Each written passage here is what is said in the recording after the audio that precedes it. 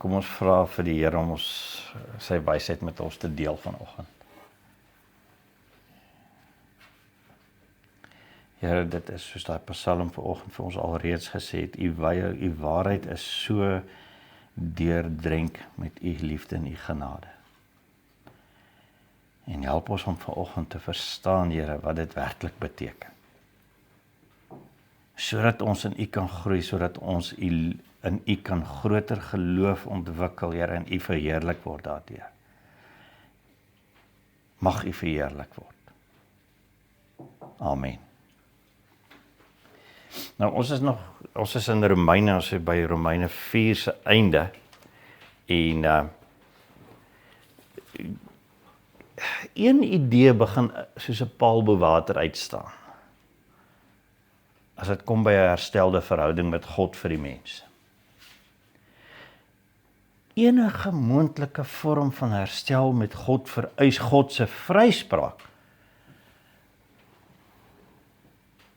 vir jou deur geloof alleen. Daar's nie werke by betrokke nie. Daar's nie tekens by betrokke nie, het ons laas keer gesien. Dis geloof. En ons moet die kwaliteit van hierdie geloof vanoggend 'n bietjie meer bestudeer. Want as voorbeeld van geloof is Abraham. En Abraham is seker die bewys hierdie bewys van geloof wat deur jou lewe strek. Want dit is nie net om nou iets te glo en môre iets nie te glo nie, en dan dit is 'n proses wat in jou lewe plaasvind. En dit is soos sy lewe het verloop het, en soos ons opgelet het, hoe regverdig deur geloof Abraham leef. Nie as gevolg van sy geloof nie. En dit speel in Abraham se lewe uit deur geloof. Sonder voorwaardes. Sonder reëls en tekens. Net in vertroue in God self. Dis al wat help. Onthou wat het ons laas keer gesê. God was vir Abraham onbekend. Hy het nie God geken toe hy God begin volg het nie. Dit was wildvreemd geweest, hy het ander gode gehad. En hier praat hierdie God met hom en sê vir hom, jy moet trek. Ek vat jou nou na 'n ander plek toe, volg my. En tog, sien ons hoe God in sy lewe inmeng, sonder die wet. Abraham het geen idee gehad wat was die wet nie.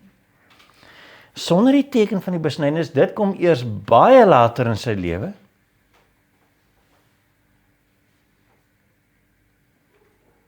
Sonder al hierdie goed regverdig God vir Abraham, omdat Abraham hom glo. Die fondasie daarvan was deur geloof. Nie as gevolg van sy geloof nie, maar deur geloof. Hy glo God daarvoor. Abraham glo God. Dit was ons punt laas keer gewees. En 'n mens begin wonder, hoe so 'n kenmerk, naamlik om God te glo of geloof te hê, prakties lyk en hoe dit ontwikkel. Het ons 'n beter idee. Dit is asof jy met 'n saadjie in jou hand staan daar in die veld. En jy vra, waar kom hierdie vandaan? Wat gaan dit word? Kom ons lees hoe het Abraham se geloof gelyk en geontwikkel, soos wat Paulus vir ons die perspektief daarvan gee. Romeine 4 vers 16 tot 25 in julle boekies onder die gebed is Romeine 4 vers 16 tot 25, julle kan sommer direk daar lees.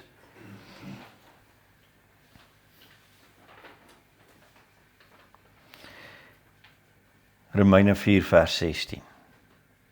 Daarom het die belofte op die geloof berus, sodat dit volgens genade kon vasstaan vir Abraham sy hele nageslag.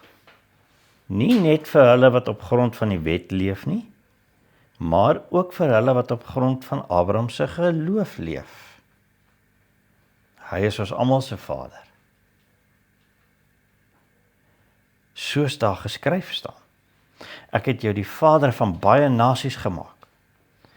Dit was hy in die oë van die God in wie hy geglo het, wat die dooies lewend maak, en dit wat nog nie bestaan nie, tot bestaan roep. Hy het teen alle verwagting in bly hoop, en geglo dat hy die vader van baie nasies sou word. Soos daar gesê is, so sal jou nageslag wees. Sy geloof het nie verswak nie. Al het hy besef dat sy eie liggaam reeds, so te sê, dood was.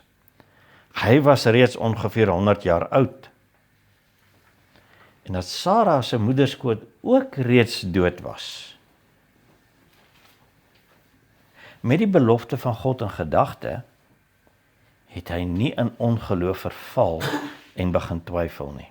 Trouwens, hy het sterker geword in die geloof en het die eer aan God gegee. Hy was vas daarvan oortuig dat God dit wat hy beloof het ook kan doen. Daarom is dit vir hom as regverdiging gereken. Dat dit vir hom as regverdiging gereken is nie ter wille van hom opgeskryf nie, maar ook ter wille van ons, vir wie dit toegereken sal word.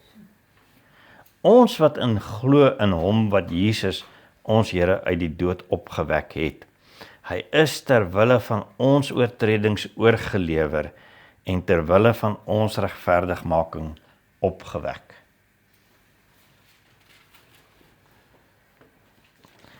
Geloof is 'n reeks toetse oor wat jy verwag. Abraham, ons gaan so 3 vrae antwoord vandag. Wat het Abraham se geloofsaaitjie nodig gehad? So eerste vers 16 en vers 17. En die tweede vraag wat ons gaan antwoord dan is, wat het gebeur in Abraham dat sy geloof groei? In vers 18 tot 22. En dan vra ons die groot vraag, geld dieselfde vir ons? Is dit ook so vir jou en vir my? Dit sien ons dan in vers 23 tot 25. So kom ons kyk eers na hierdie saadjie. Wat het Abraham se geloofsaadjie nodig gehad? Vers 16 en vers 17 sê, daarom het die belofte op geloof berus, sodat dit volgens genade kon vasstaan vir Abraham se hele nageslag, nie net vir hulle wat op grond van die wet leef nie, maar ook vir hulle wat op grond van Abraham se geloof leef. Hy is ons almal se vader. Soos daar geskryf staan. Ek het jou die vader van baie nasies gemaak. Dit was hy in die oë van God in wie hy geglo het, wat die dooies lewend maak, en dit wat nog nie bestaan nie, tot bestaan roep.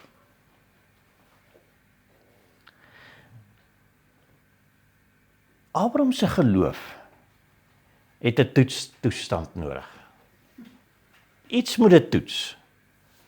Ons sien dit in vers 16. Daai belofte het op geloof berus. Dis 'n belofte wat gemaak is. Dis 'n toets. Hoe toets jy of die saad lewe en of die grond reg is?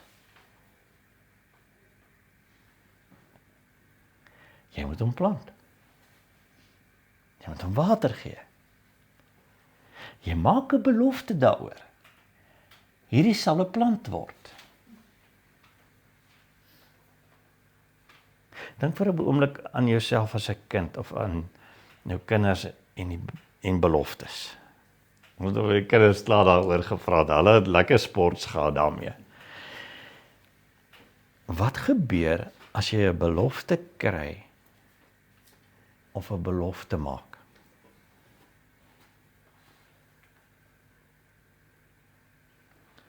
Verskeie goed duik in 'n ou se kop op. Is dit geldig? Kan ek hierdie belofte kry? Dra dit gewig? Kan ek jou op staat maak?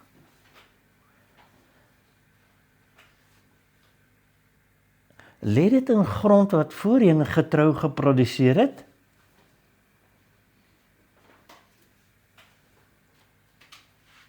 Het hierdie beloftes voorheen gerealiseer so ek kan op daai geskiedenis staat maak? Of ander kant om. Het jou kinders jou geglo en daartoe gehou, jou daarmee vertrou? Word daar weer 'n kop geskit hier langsaan. Was jy onseker dat dit wel gaan gebeur?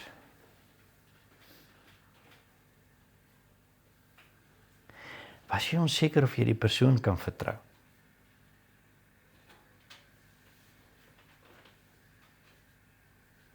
En nou kom die groot vraag uit as ons terug gaan na Abraham toe.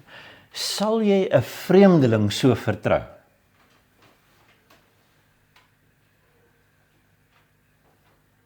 Dis 'n toets. Maar wat se tipe toets praat ons hiervan? Abraham se geloof moet grond vind om op te kan groei, om op te kan staan. En dis grond wat hy is nie grond wat hy self moet skep nie, want dis nie sy belofte nie. Dis God se belofte. Maar hy moet vind waar God dit gaan voorsien. Ons kyk nou weer na vers 16. Ons kyk mooi na daai eerste deel. Daarom moet die belofte op geloof berus, sodat dit volgens genade kon vasstaan vir Abraham se hele nageslag. Volgens genade.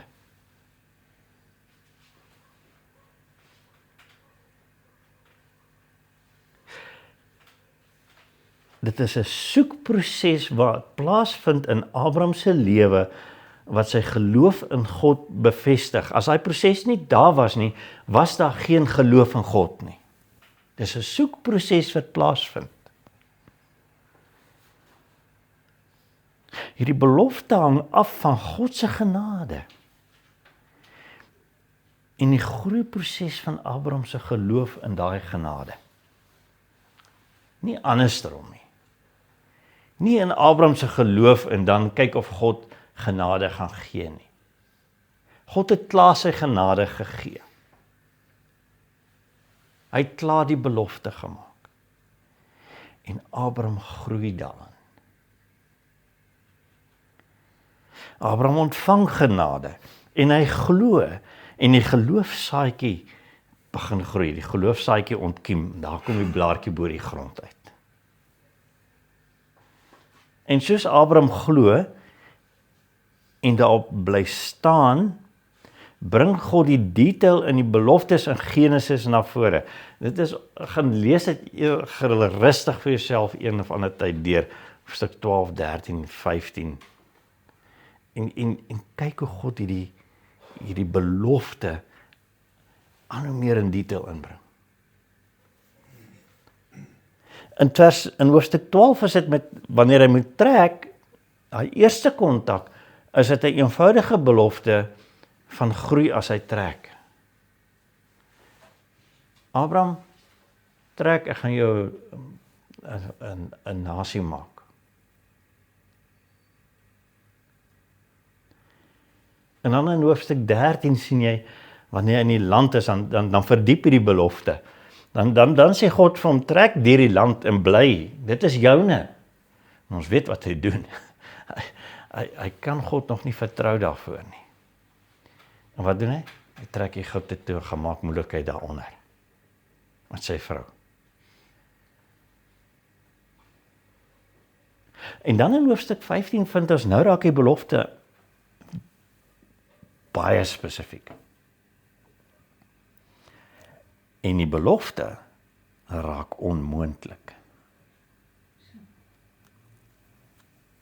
Daar's 'n kind nodig. En Abraham en Eva,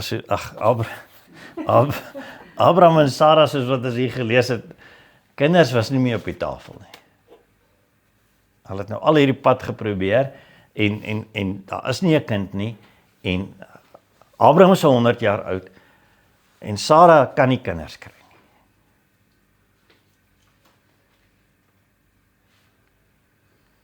En God kom stel 'n kontrak met hom op, in hoofstuk 15, op hulle manier. Hulle vat daai dier en sagel hom in die middel deur, dan trek hom so oop, en dan moet die mense deur die ingewande in die middel stap.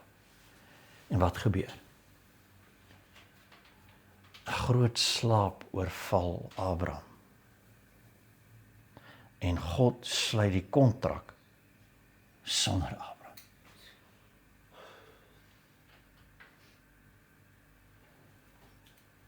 God alleen sal hierdie kontrak nakom. En Abraham moet dit glo.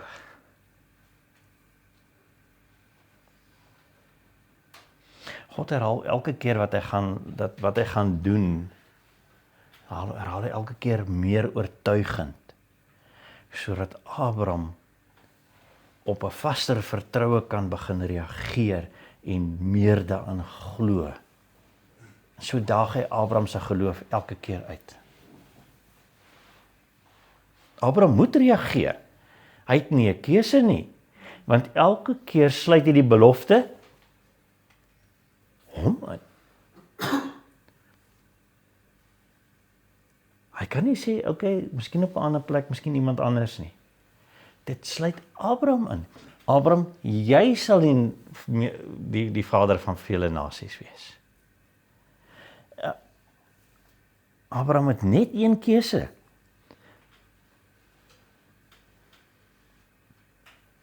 Hy kan hom nie self daarvan distansieer en dan glo nie. Dis persoonlik. En dis presies so met jou en my geloof vandag. Jy kan nie jouself nie distansieer van die regverdigingswerk van God in jou lewe en dan glo nie. Dis in jou. In Genesis 15 raak dit so onmoontlik dat die belofte in Abraham kan realiseer. Maar Abraham het net een keuse as God sy kontrak opstel. Ek kan nie deelneem nie. Ek moet glo. Glo God en verwag sy genade. Dis al wat vir Abraham beskikbaar is in daai hele hoofstuk. Hy praat met die Here en hy sê vir hom, Here, ek kan nie hierdie vir jou vervul nie. Maar dan sê die Here vir hom, maar dis nie wat ek van jou verwag nie.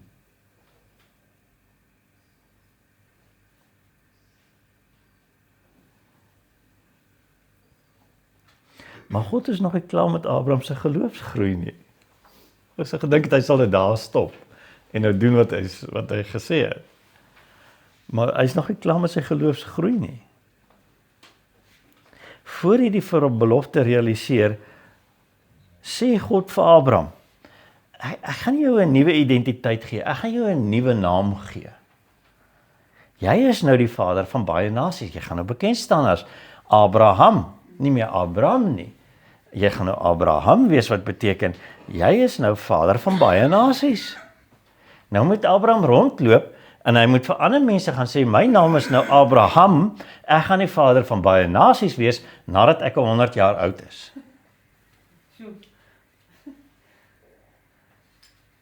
Ek meen, wat?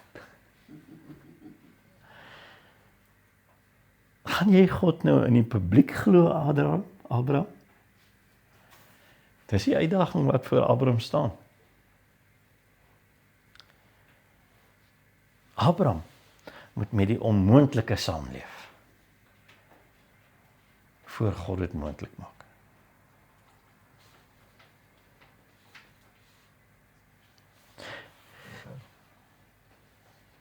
Maar God weet wat hy beloof het. En hy sien hierdie belofte reeds as vervul. As jy hoofstuk 17 vers 17 van ons teks vandag lees, soos hy daar geskryf staan, ek het jou die vader van baie nasies gemaak. Dit was hy in die oë van God, in wie hy geglo het. God sien dit reeds as 'n realiteit. Dis daar. Hy sien Isak. Al is Isak onmoontlik. En voor sy geboorte, hy's dood voor sy geboorte, want sy ma en sy pa kan hom nie maak nie. En hier sien God Isak. En hy sien jou en my. Ons wat reeds dood is in sy oordeel, is lewend in Christus. En hy sien ons. Ons kan dit net glo.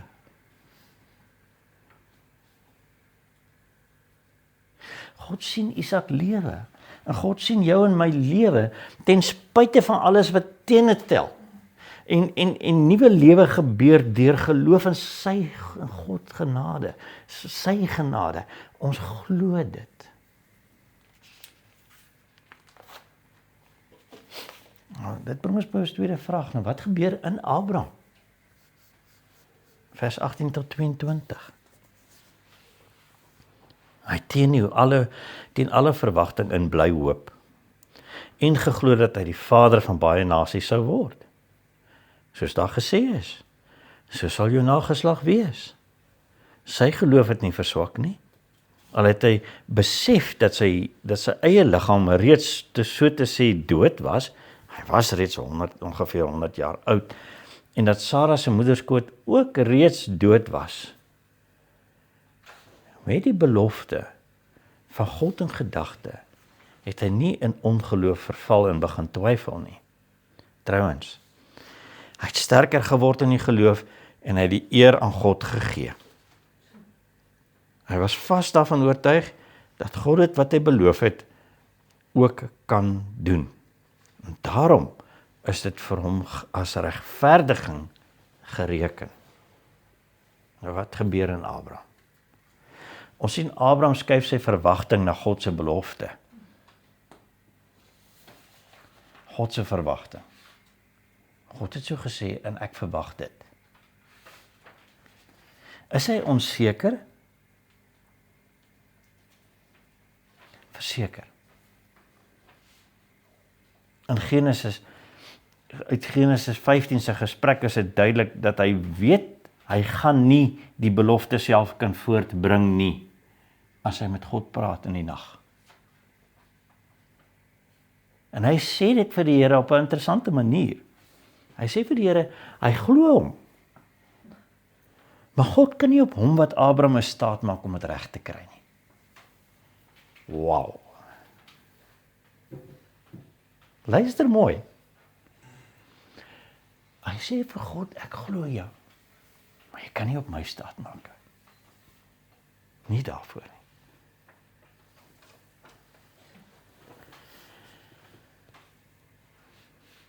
Abraham is eerlik oor wat hy kan doen.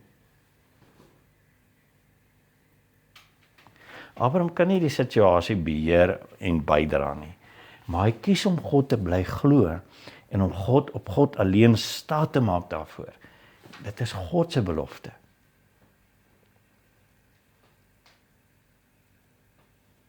En stap vir stap maak sy keuse om God eerder as sy toestand te vertrou. Uit dit ontwikkel daar 'n diepte in vertroue in God wat net God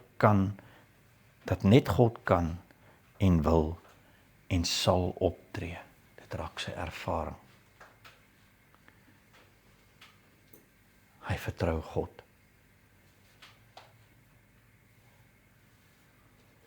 Sy oortuiging ontwikkel tot God weet die beste, al verstaan ek nog nie wat aangaan nie en ek weet ook nie hoe dit gaan gebeur nie. Ek vertrou God se voorneme met my is goed. En dit kom met die geskiedenis van wat God beloof het en vervul het.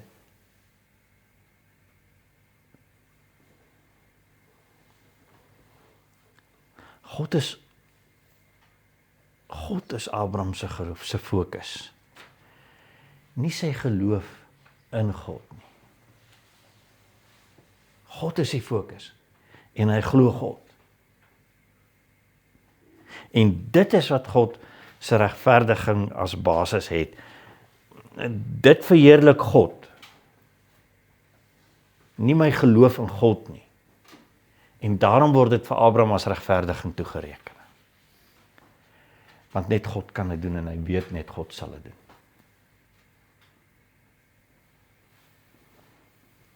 Ons is dus terug by vers 3 van hoofstuk 4. As dit Abraham se geloof is wat bewys dat God hom regverdig het. Nie Abraham se geloof wat veroorsaak het dat God hom regverdig het.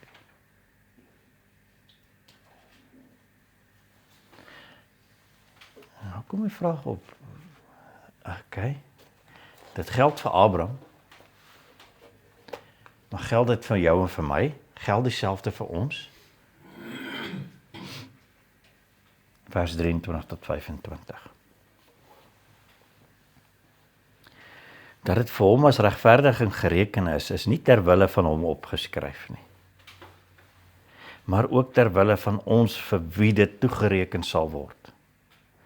Ons wat glo in hom wat Jesus, ons Here, uit die dood opgewek het.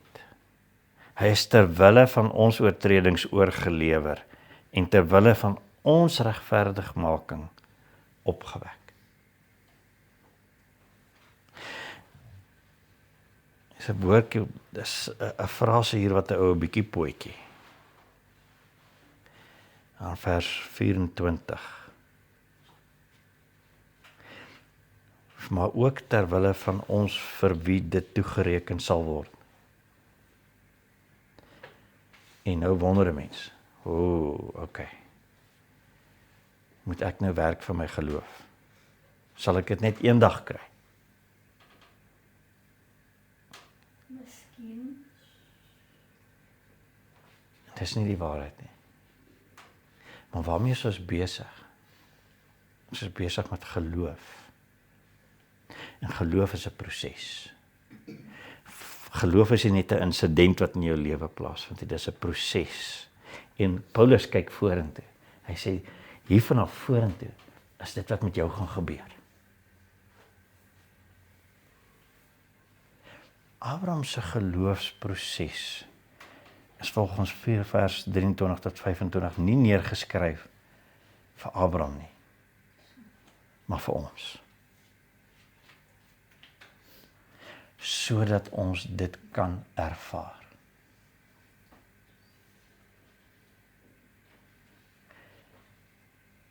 So my eerste vraag aan jou vanoggend is, God wil jou regverdig.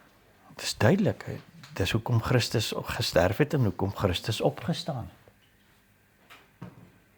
God wil jou regverdig deur Jesus se werk namens jou. Glo jy God daarvoor? Is dit wat jy regtig glo?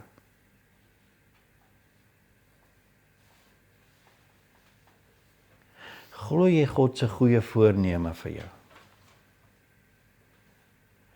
Selfs as hy al die punte van vashou aan jouself, dit waarop jy vir jouself hoop, een vir een dooddruk, tot jy soos Abraham moet erken, net die Here kan jou regverdig. God gaan sy glorie met niemand deel nie, en met niks nie.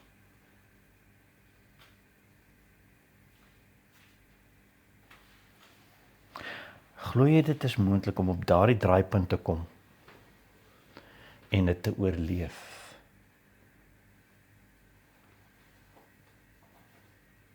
En as jy vandag nee sê, ek weet nie of ek op daai draaipunt kan kom en dit oorleef nie. Maar roep ek uit na jou. Vertrou Jesus daarvoor. Net hy kan jou daardeur bring. Ek kan dit in hom oorleef. En dit is geloof. Dit is waar geloof begin. En dit is waar geloof vandaan groei. Net Christus.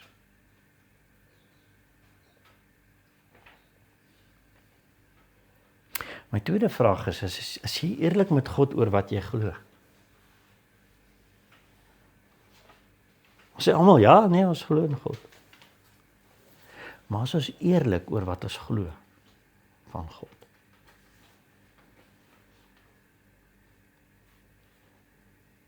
Wat verwag jy van God? Abraham is nie altyd eerlik nie. Ons het dit ook gesien. Die Here sê vir hom, trek dwars deur Kanaan, dis joune, ek gee dit vir jou. En dan wat doen hy? Hy trek in en hy trek aan die ander kant uit en hy gaan Egipte toe. Gemaak moeilikheid daar. So Abraham was nie altyd eerlik nie. Soos wat ons nou maar al agtergekom het. Maar God het hom geduldig in sy geloof stap vir stap gegroei tot waar Abraham die hek oopmaak en erken net God sal in staat wees om die belofte vir hom te vervul. Niks anders. Dis net God. En Paulus se voorbeeld is sekerlik een van die bemoedigendste temas uit iemand se lewe vir ons onthaalwe. Abraham het geglo. Sy geloof het klein begin en dit het so gegaan. Maar Abraham glo. En dis dieselfde met jou en my geloof. God wil hê jy moet eerlik met hom wees.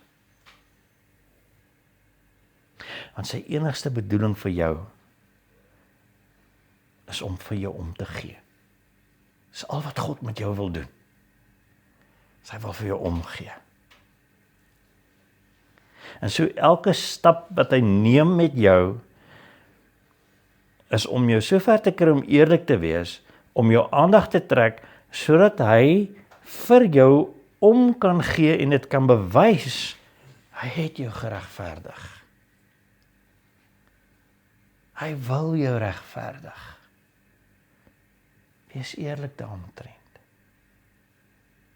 Moet dit nie wegsteek, dat God jou omdop, en jy voel dit, jy ervaar dit, en dit is ongemaklik, en dit vir jou onmoontlik maak, om vir jou, om self die mas uit te kom, in terme van jou redding nie. Want jy kan nie. Jy kan jouself nie regverdig nie. Jy het sy genade deur Jesus nodig.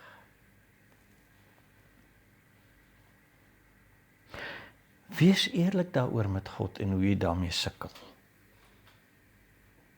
Want hy gee om. Hy wil jou help. Dis sy belofte.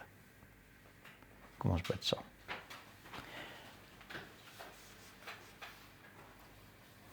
Vader, dankie dat u so omgee.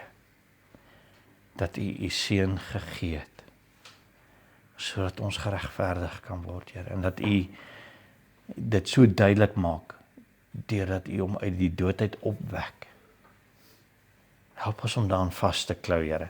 Help ons om u te glo, dat u ons regverdig, dat u ons vryspreek, dat ons in 'n nuwe verhouding met u staan waarop ons kan staatmaak.